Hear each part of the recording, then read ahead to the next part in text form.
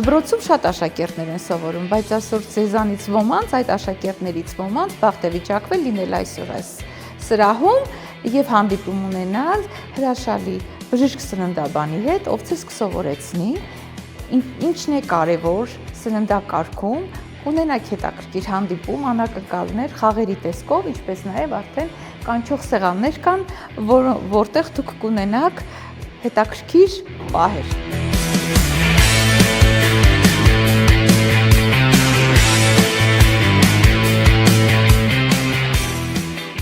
Ես արդեն ավարտել եմ այն համալսարանը, որտեղ դուք պատրաստվում եք ընդունվեք, հետո էլի բաներ եմ սովորել, ավարտել եմ արդյունատուրան գաստրոենտերոլոգիայի եւ հետո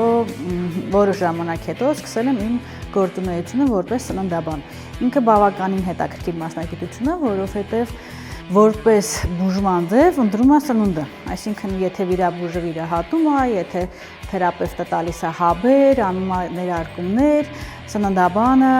զբաղվում է բուժմամբ եւ կանխարգելմամբ օգտագործելով սնունդը։ Մենք այսօր շատ հետաքրքիր օրենք ունենալու, խոսելու ենք, խաղալու ենք, պատրաստելու ենք։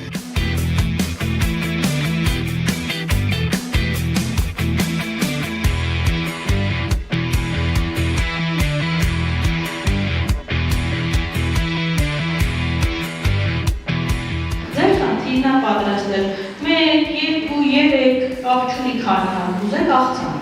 որը լինի առողջ ափսեի սկզբունքով։